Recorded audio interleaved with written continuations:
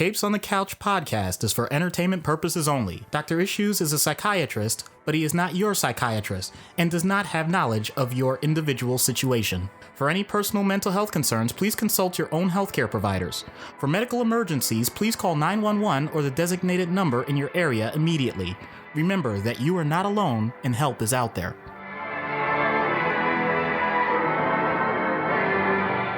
Hello and welcome to Capes on the Couch, where comics get counseling. I'm Anthony Sitko. And I'm Dr. Issues. This is issue 118. I know we just finished Batman month not that long ago, but we're going back to the well with another Batman Rogues Gallery member, Black Mask, courtesy of Ariel, who loves her some Batman.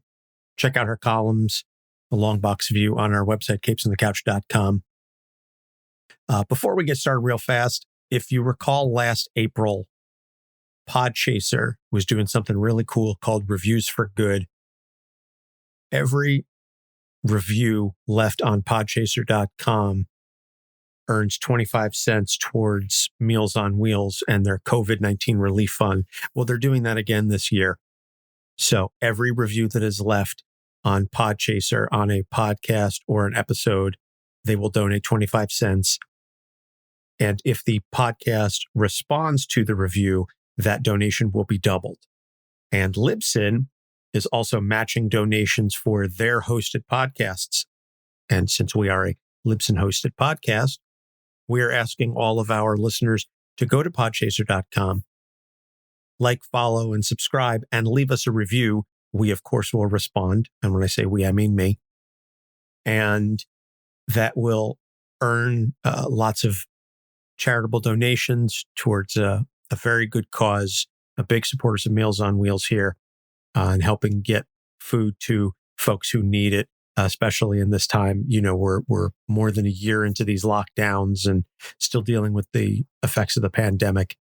So leave a review like this one from our friend Ryan from NUEXGUY, who was just recently on our Batman by the Fans episode. Capes on the Couch is one of my favorite podcasts for the unique perspective and insight they bring to the superhero genre.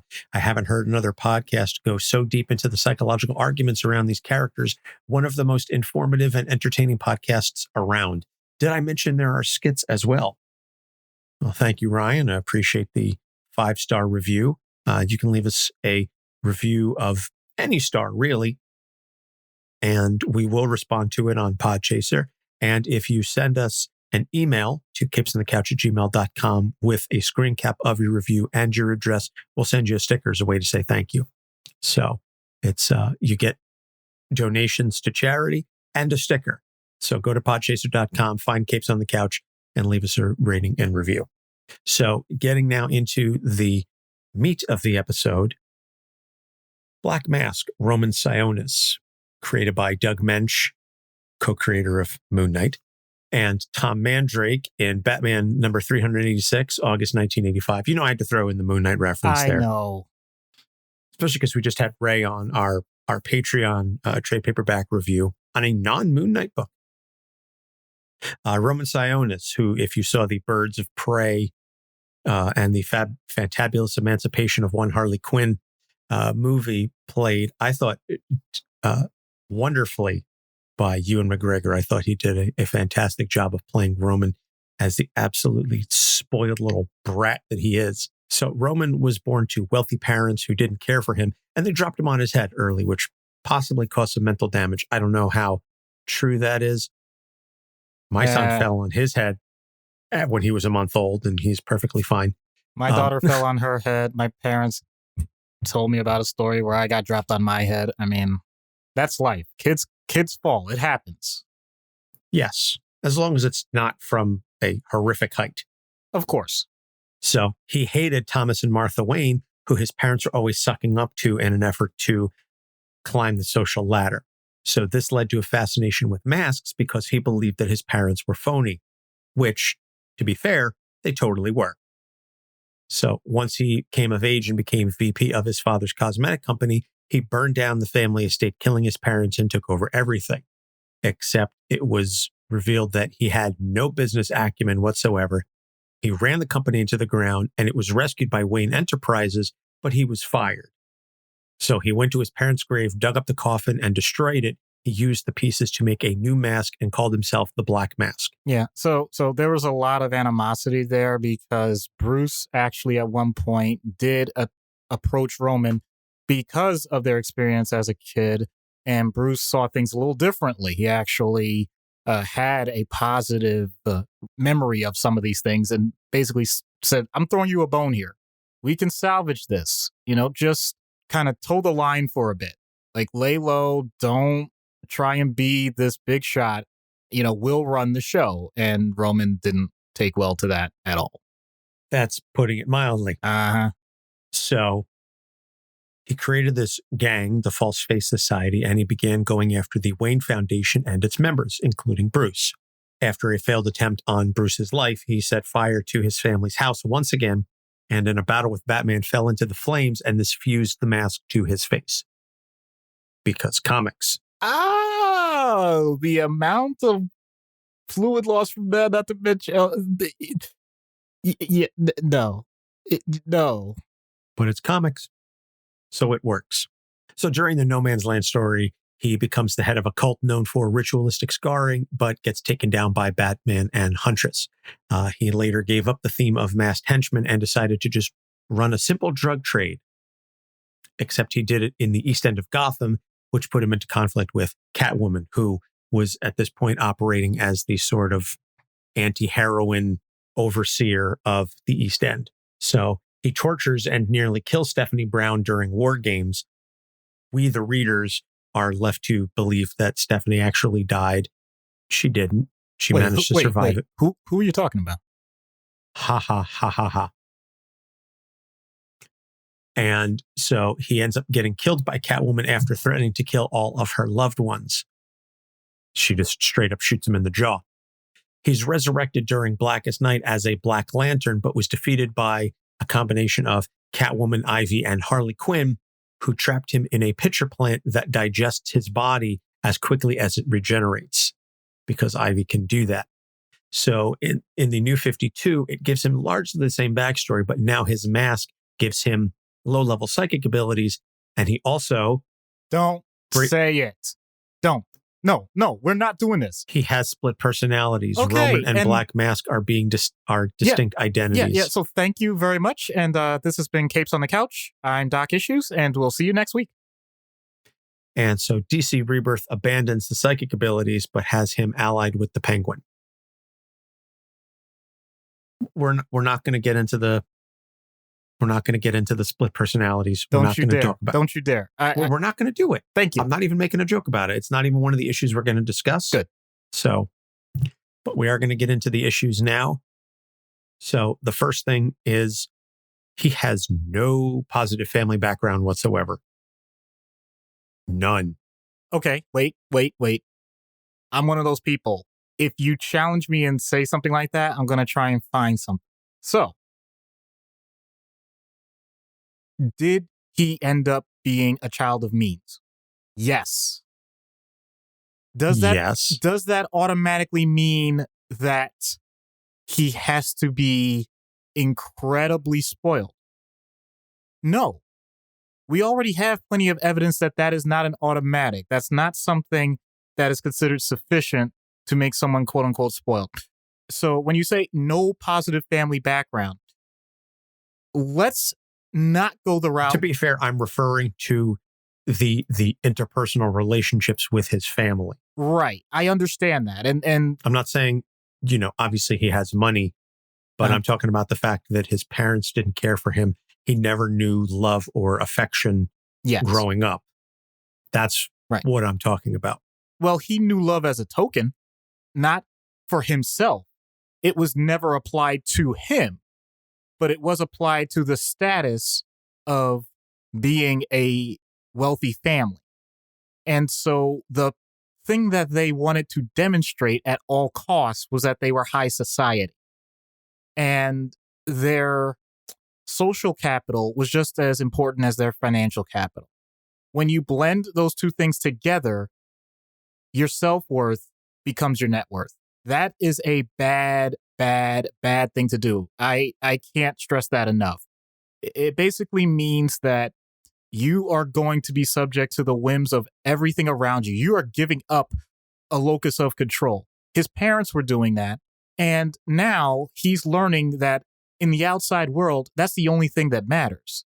So it's interesting to see them hobnob the way they did, because all he knows is they care about all those things way more than him. And here's the other really messed up thing. It's transparent. They make it clear that's what they do. And so, yeah, he comes to the right conclusion about his parents, but he doesn't come to the right conclusion about himself. He basically ends up with this idea that for whatever reason, and once again, a dangerous thing to do, because his parents did not give him love, and because his parents did many things wrong, that means that he's not lovable? That's a dangerous thing to think. And yet, as a child, you don't really get the opportunity to pick and choose how you debate that.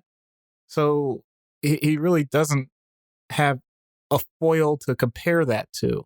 The time that he spends with the Waynes and with Bruce as a child may be that opportunity, but let's be real.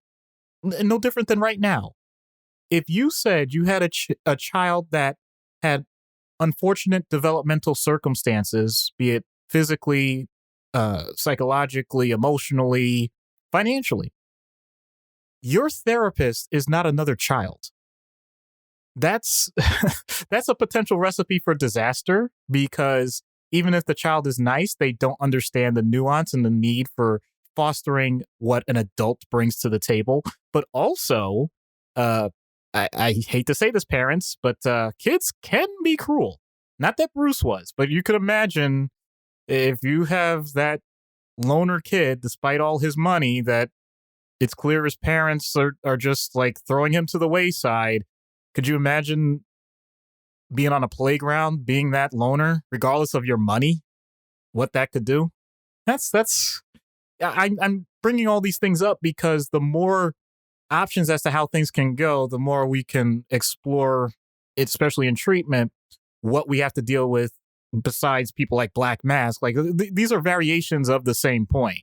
You end up with not much to go on, so now you're just filling in the blanks. And a child doing that is incredibly dangerous, because while they have all the potential in the world, that pretty much means they also have the potential to have things go horribly wrong.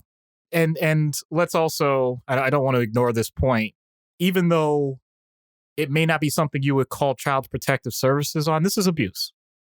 If you are not showing a single ounce of affection or concern or anything else other than your own personal needs when it comes to your child, that is abuse. So if you know someone in that situation, if you can reach out and if you can get the proper assistance for people like that, that's something that would be incredibly beneficial for the world. I don't want to put anybody on the spot. I don't want people to feel pressured, but at the same time, if we're going to talk about something that heady to start off, then might as well get it out there. Oh, I'm cool with hitting the heavy topics. You know, we never shy away from going after discussions that are deep and powerful and emotional. And this absolutely is child abuse. I would certainly hope and pray to whatever deities exist that none of our listeners treat their children in this manner. Suffice to say, I think if you're listening to the show, it shows that you're already interested in addressing some of these concerns. And I would hope at a minimum that you at least have some modicum of concern for your child.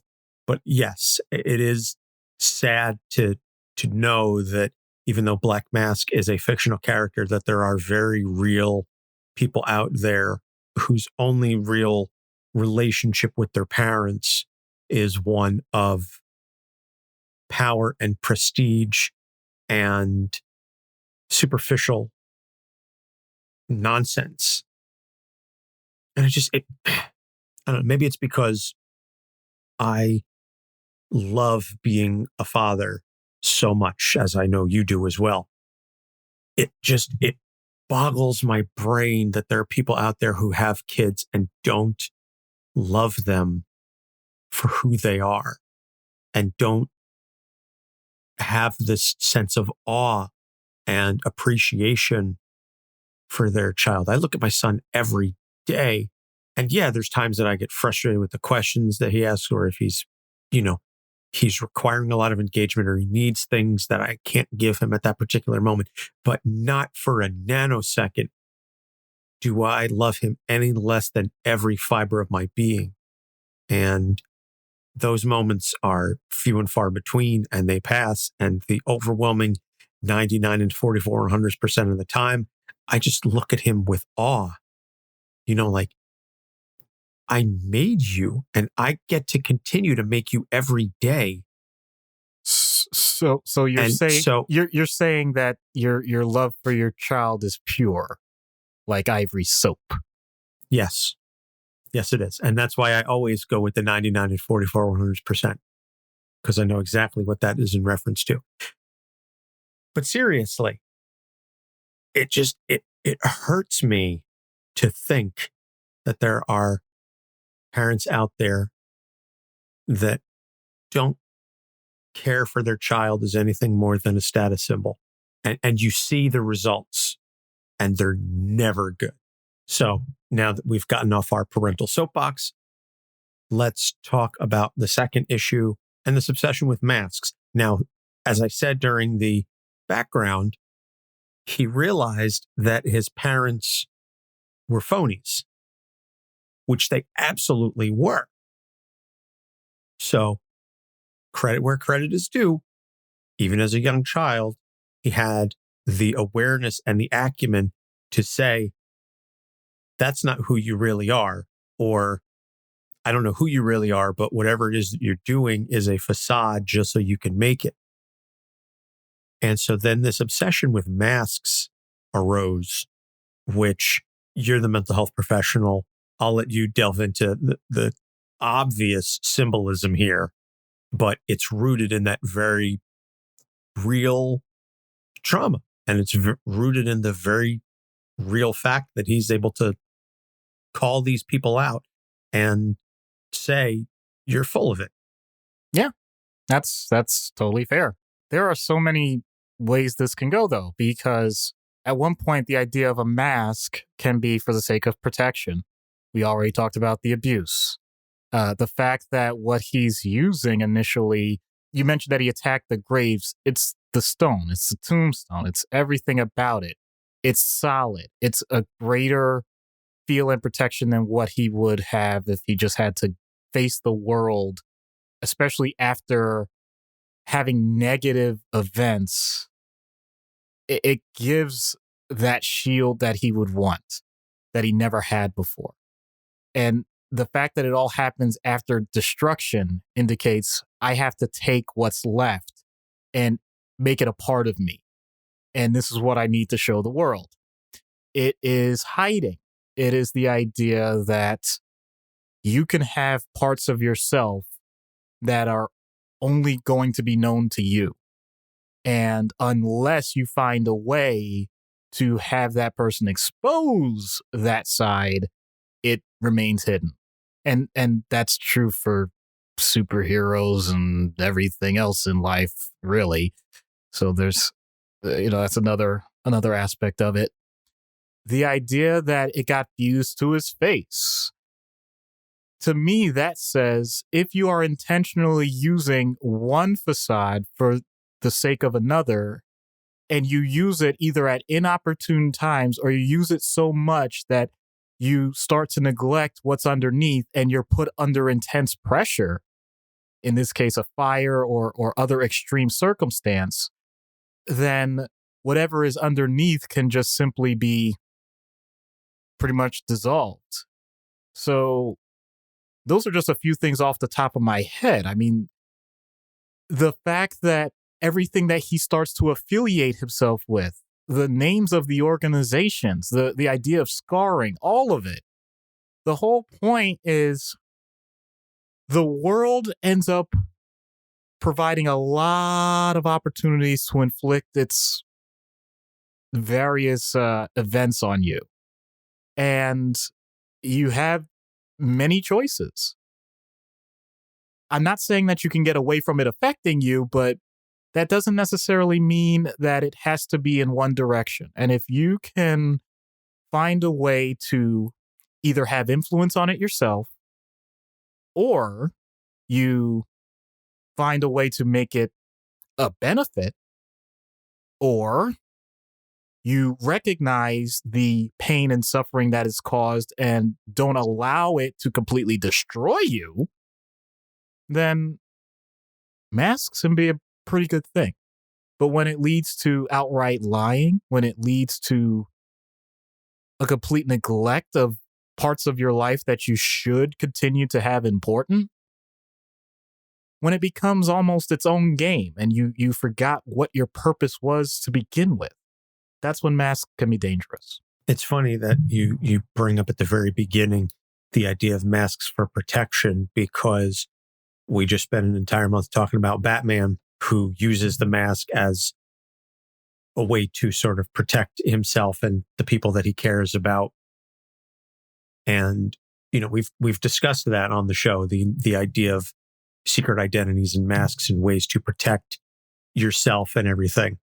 Okay, I'm jumping back in because I can't believe we're in the circumstance that we're in, and I feel like I'm avoiding the real obvious thing that we've been dealing with. And I thought that's where you were going when you said we've just been talking. I'm like, okay, you're going Batman. Never mind. We're going. Oh, no, you're talking about wearing the mask to prevent the spread of COVID. Right. Yes. Yeah. Well, wear your mask, people. Right. But I'm going to bring it back to that idea with this character. Certain cultures also have their own view of what masks mean. And I'm just going to have some fun with this because it's our podcast. In terms of many parts of the western or rather northwestern part of the globe, when you look at a traditional map, I'm trying not to specifically say a country, many people view it as the idea that you are restricting, that you're creating a barrier to the type of social life we want to live and impinging on freedom. Some people feel that way. Meanwhile, outside of a pandemic, there are certain cultures that view that as an ultimate honor, that as long as you have that on your face and you are doing the best flips in wrestling history, that you're going to be a national hero in the same northwestern part of the globe that is on traditional maps. So the idea that these things can be viewed externally as either these horrible things that we never want to experience ever again, or things that are so ingrained in positive tradition that we'll literally use our entire adult lives to protect them. I feel like that dynamic and just how wide-ranging it is shows just how diametrically opposed you can get on topics like this. So what you're saying is we need Black Mask in a Luchas de Apuestas match. Hell yeah. All right. Put him up against Rey Mysterio. See what happens. The third point, and this is, we've done a lot of villains, obviously, on this show. Most of them, though, are not what I would consider to be traditional sadists. Black Mask is a sadist. Now, we've got a character coming up in next month that is so sadistic he makes Black Mask look like a kid playing with toys. But Black Mask is a sadist, especially with women. For whatever reason, there's this misogyny attached to it that just really amps up the creep factor for me when I read the stories. I don't know why. When I say I don't know why, I mean, I don't know why it's in there, because I don't quite know where it comes from. I just want to clarify. I know why it creeps me out, because I'm a decent, well-adjusted individual, or I'd like to think I am. What I mean is I don't know where it comes from, but I'll let you handle that. So we've already talked that since birth, it appears that he hasn't had much in the way of support. So you have this opportunity for a person who, let's say, has means, ends up getting a business, doesn't know what to do at all, and has to once again wing it. If you end up in a circumstance where the only feedback you're getting throughout life, if someone gives you attention, is negative, you're going to start to think just maybe that's part of life's goal. In other words, you're trying to get attention. You don't care what it is as long as it's attention. And as a male, and it can be female too. I'm not saying that, but as a let me rephrase. As a person that may have certain biological drives and certain energies, and yes, I don't want to hide around it. It could include sex. The idea that you want to actually have positive experiences, and yet everything around you that you get reactions to are negative, that reinforcement loop is totally distorted. And so now, especially when the only success that you've had, quote unquote, is through doing illegal things and doing hurtful things in an incredibly perverse way, you just corrected a lifelong loop that was backwards and made it worse. So think about it. Which would you rather have? Would you rather have someone that is totally confused by the idea that every time they do something wrong, at least it makes the news, but then they don't really get much from it? Or you at least get to hang around when you do something that is, be it a bank heist or a murder or something like that, some of your cronies actually give you props and you get the traditional quote unquote reward, or you get the money, which can be used, of course. Which side are you going to take? Either side is really bad, but at least with the other side, you get some of the tangible gains. That is a really rough way to go. And the idea that now, if you talk about base interactions with people and you somehow, and I'm not claiming to know where the link comes from with this, that the person's human interaction with you, be it a scream or anything else, is just as beneficial to you, just as pleasurable to you as someone laughing or smiling. Man, oh man. It's not just that that's messed up. Okay, we can all agree on that. Let's be honest. Day-to-day life, that's not common. That's not something that you can just automatically do. You can get little pleasures in life. You can say, all right, I'm going to buy myself, a piece of chocolate or something. I'm going to enjoy that even if I had a rough day. Sadism, you can't just, even masochism is easier because even if it's like very light, like, I can pinch myself and I can create some sort of feeling. But sadism, I don't care what level it is. You can't just go up to someone and say, hey, I'm going to randomly pinch you. Ha ha ha. Like no one, at least not many people really do that. So when you think sadism, it's going to be intense and it's going to potentially have a lasting effect. Now, having said that, people that are into that type of play acting, that know the fantasy as opposed to the reality of it, I'm not trying to shame anyone. I want to make that clear. Okay. But for those that truly that are people doing a lot of damage in the world and consider it to be a personal benefit, then that's just horrible. It's there's nothing I could say that'll change that. And I'll leave it at that because the more even someone like me, the more I dwell on it, the worse I feel. And I'm not going to do that to myself. I want to make sure I continue to have a good day. Fair enough. And I do appreciate that you drew the distinction between the sexual kink and the real stuff. We're not out here to yuck anybody's yum. what two consenting adults do in their own time is for them. But the real, yeah, I don't want to think about that either, because it's going to put a frown on my face. So I don't want to do that. So we're going to take this opportunity to take a break. When we get back, we'll get into treatment. Stay tuned. Have you ever been reading through a stack of comics and thought, maybe I should see what this Arkham Asylum game is all about? Or been playing Marvel vs. Capcom and felt like you were at a real disadvantage since you didn't know who half the characters were? Well, Play Comics is the show for you. I'm Chris, and each episode we take a look at video games based on comic properties and how well they stick to that source material. So whether you know the comics and want to know how all these games work, or you know the games and want to find out where all this craziness came from, go check out Play Comics at playcomics.com or wherever you find your favorite podcasts.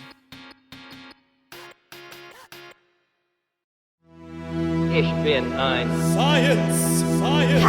Cannabinoids, genetics, coronavirus, dogs. This is Petri Dish. We're a science podcast exploring complex subjects with clarity and evil humor. Join the scientific revolution. Join Petri Dish, dropping every Monday on anchor.fm/Petri Dish. Hi, I'm Meredith Finch, and you're listening to Capes on the Couch. And we're back. Treatment in universe for Roman. God help you. Yeah, so Roman has me beaten just about every way. He doesn't have, as you like to call, a moral compass.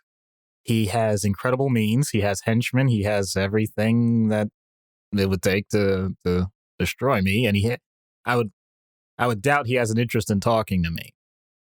So I'll admit this is a little bit of deception. I'm going to roll with the idea that he likes masks. I want to give him an offer. I'm going to give him different masks. Here's the thing, though. They're not the types of masks that we think of with superheroes. We're not talking about his thing. We're not talking Red Hood. We're not talking Batman or Nightwing or blah, blah, blah, blah, blah. And don't get me wrong. If I mess this up, I mean, what can I say? I mean, he's already messed up. I'm going to give him a mask of his parents. I want him to wear his dad's mask. I want him to be able to try and figure out, play that role. What is it? Who is he? Because we've already established that he's phony. And you said it very well yourself. You don't know what he is, but whatever he was showing wasn't it. Well, then, you know what? You got those shoes now to fill. What do? It doesn't matter what you thought he was. It only matters what you want him to be now for your own well-being. Take that chance. Just because he showed you so many parts of a wrong path, and mom too, doesn't matter. I'm not gender discriminating.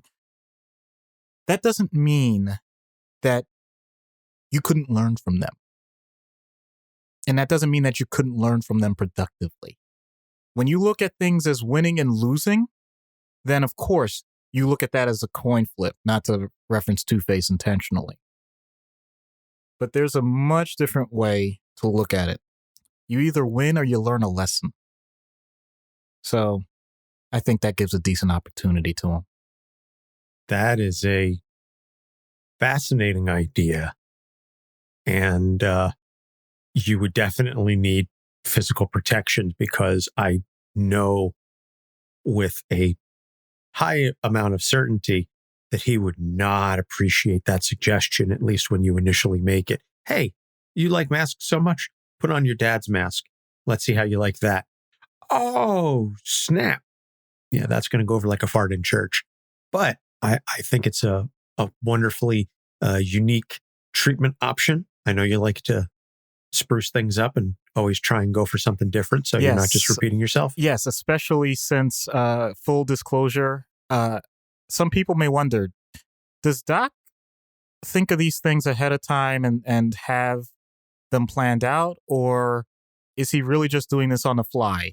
This one was on the fly, because even as you were asking, in universe, I was blank. I'm like, what on earth am I coming up with?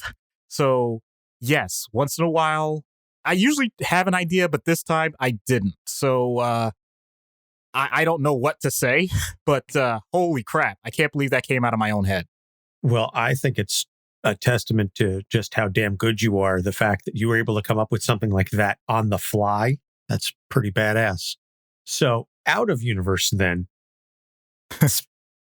Definitely not on the fly, because the idea of, let's go ahead and let's say it. And once again, not to be insulting, it's just the thing that many people consider a potential negative. So we're going trust fund baby, potential neglect, hasn't really had much other guidance other than go out there and do something in the world. And they're just, throwing lots of things at the wall and seeing what stick. The whole point is there's going to be a certain level of conceit. There's narcissism or whatever. Try and tolerate that. My personality, that makes me vomit, but you deal with it.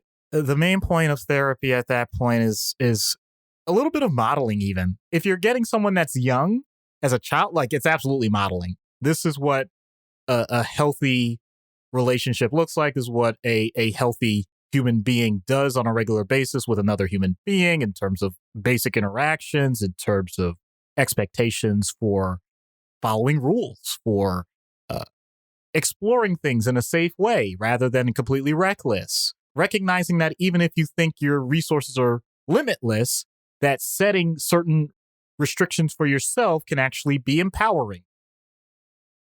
The idea that money doesn't equal love. All of those things, if you're talking with a young child, are really, really important. Focus on life first, and then the other things will follow in place.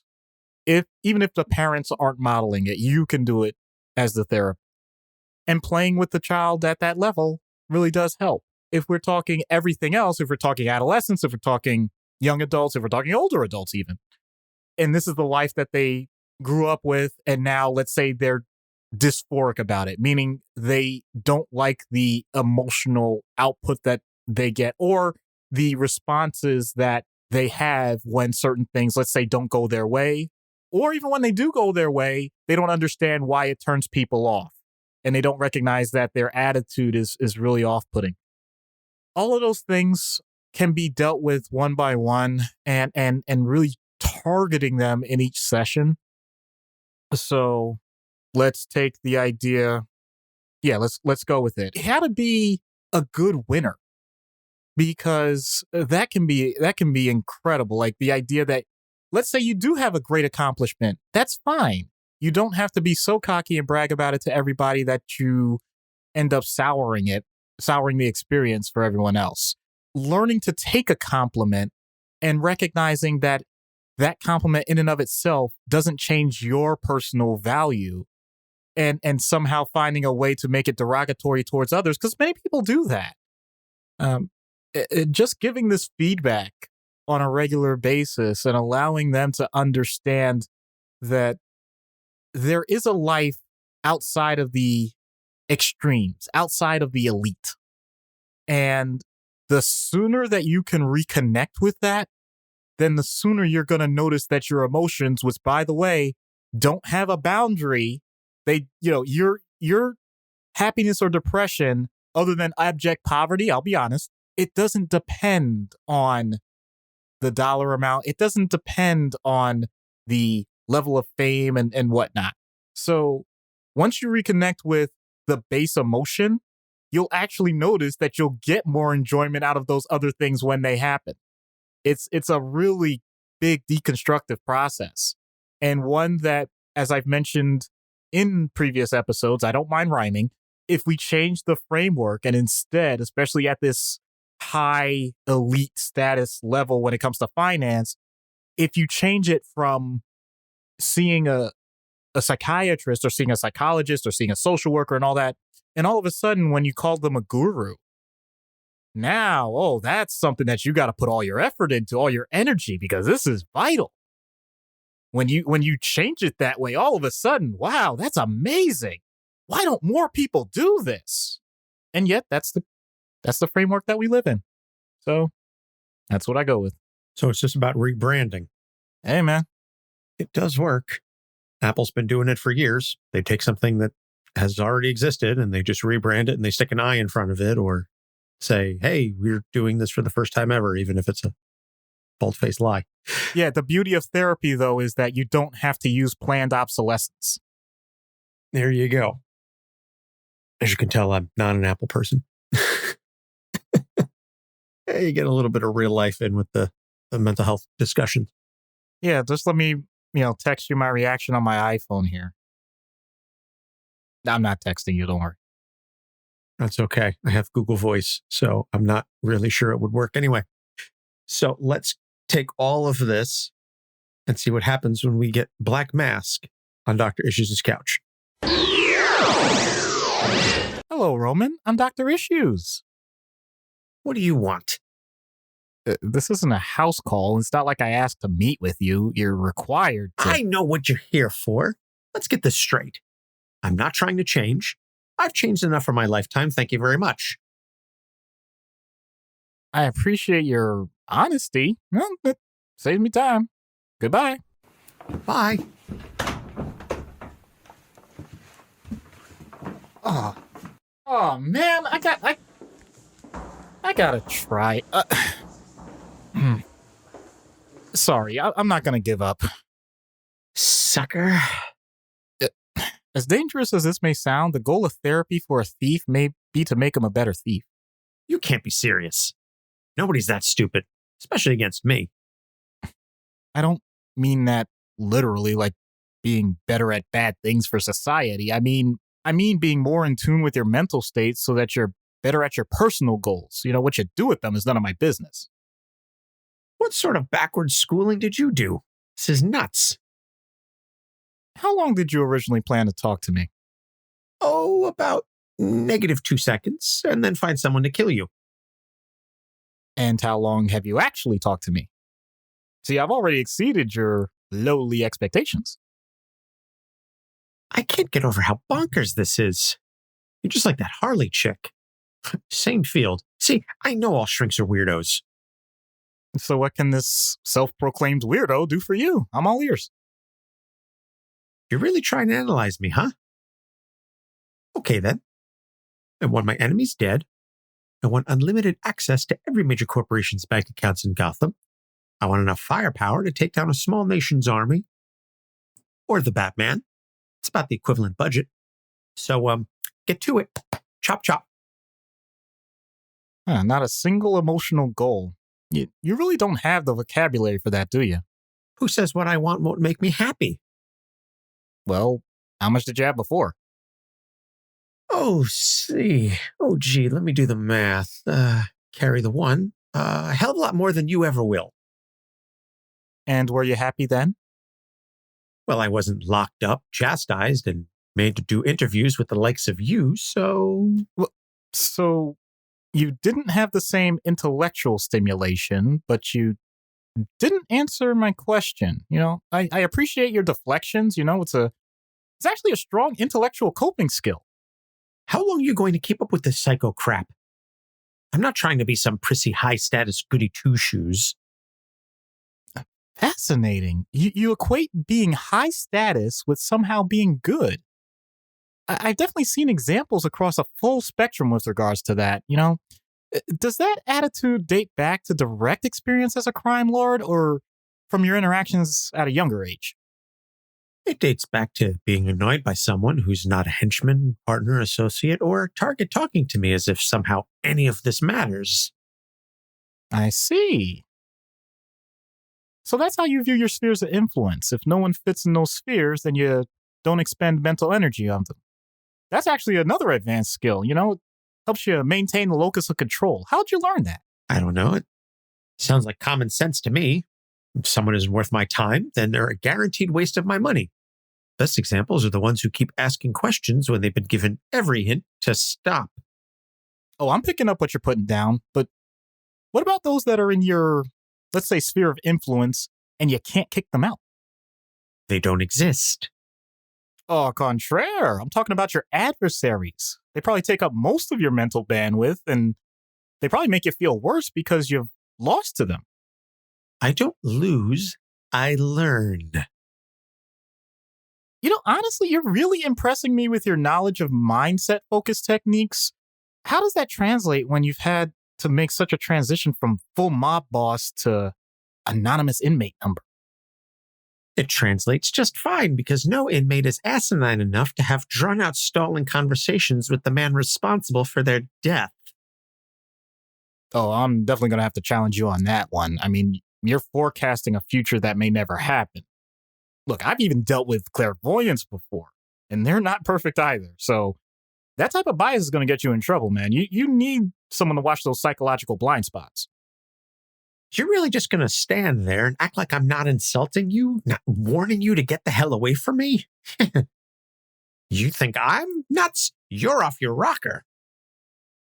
I mean, every conversation is an opportunity for growth, even when I have my own doubts of the benefit. I'm willing to try. Surprises only happen if you take a chance. Yeah. Honestly, how long have you focused on such a restrictive life? Come here inside this cage. I'll show you restrictions. Thankfully, we only resort to restraint when it's absolutely necessary. If you decide to be unruly, then 4 points are readily available, along with injection medication, depending on your symptoms. Yeah, thankfully, I don't have to directly get involved in that. What's wrong? Too scared? Don't want to get your hands dirty and make the hard choices? You're soft, especially on the outside. I bet you go down after, let's say, 3 hits. Well, I mean, I've been hit 4 times, got a broken rib, so you're probably not too far off. That case. I mean, he was a nice guy, though. I mean, just, he let his delusions get the better of him and happened to incorporate me. I don't hold any grudges. Now, you, on the other hand, you're all about making direct threats and intimidating people that really have no interest in such things, so... I'm sorry if I'm coming off aloof now. You're getting away from the meaningful topics in your life, and you're starting to show yourself as a Class D thug. I came within inches of killing Batman. I left Stephanie Brown for dead. You want to call me D-Class? Do so at your own risk. I just did. Your wit is sharp enough that I don't have to repeat what I said, Don't. But look, it's therapy. Don't miss the point that you present yourself that way, but you do have the potential to... And we're done here. Todd, if you don't mind. Wait, Todd, you're supposed to be protecting me. Listen, you can lock up my body, but you never took the time to freeze my assets. And those are much more powerful than anything I can do physically. Having said that, let me show you what I can do physically. I don't normally enjoy this. Wait, who am I kidding? I love this. They said love what you do and never work a day in your life. In my case, that's been true since day one. Now then. Good self-actualization. Oh, if you think it's hard to speak now, let's see how well you talk when your jaw is in 3 pieces. The crowbar, please, Todd. Music to my ears. I would say that didn't go the way I thought it would, but I'd be lying. Yeah, I had to get my jaw wired shut. Let's just say I don't think he was willing to do more CBT. I don't think he was going to sign up for more therapy. On the bright spot, you can record an album with Kanye now. Yeah, I guess. Don't record an album with Kanye. I don't think I could afford to. All right, I'll drop it. I'm sorry. We're doing fantasy here, people. I don't want people to get the wrong idea. But no, the thing I was going to say really was how much are they paying these guards? That's the second time someone's been paid off against me. Whatever it is, clearly it's not enough. So maybe you need to dip into your personal funds and step up your salary on these folks, or at the very least, do a little more vetting of who's doing your security. Fair enough. So recommended reading is Batman War Games. It's largely a Batman story, as most of the Black Mask stories are, but this one has Black Mask taking a large pivotal role.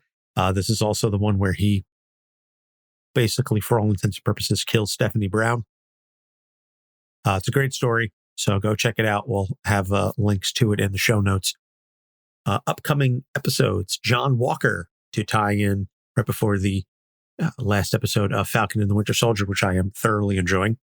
That was an episode that we picked. And then Ruby selected Isaiah Bradley, who, spoilers, mild spoilers, plays a role in Falcon and Winter Soldier. And then Matt coming in hot with one of his thematic episodes, the idea of comic book death. So I know we talked about that from a legal perspective back in episode 75 on the Capes in Court, but now we're going to talk about the psychological impacts of a world in which death is not always permanent. So what does that do to folks? So as we said at the top of the show, go to podchaser.com and leave us a review. We will respond, and then money gets donated to Meals on Wheels and their COVID-19 relief fund. And you can find the rest of our episodes on our website at capesonthecouch.com. So go through our back catalog and see if there's anything that strikes your fancy. We are on Facebook, Twitter, and Instagram at Capes on the Couch. So please like, rate, and follow us there. And you get all sorts of fun, cool messages and additional content. And that's all I've got for this episode because it's late and I'm tired. So I want to go to bed. So, Doc, anything you want to add before we head out? No witty puns this time. Just make sure that whatever mask you have to wear in certain situations, you learn how to take it off. Truer words were never spoken. For Doc Issues, I'm Anthony Sitko. Thanks for listening. See you next week. Capes on the Couch podcast is for entertainment purposes only. Dr. Issues is a psychiatrist, but he is not your psychiatrist and does not have knowledge of your individual situation. For any personal mental health concerns, please consult your own healthcare providers. For medical emergencies, please call 911 or the designated number in your area immediately. Remember that you are not alone and help is out there.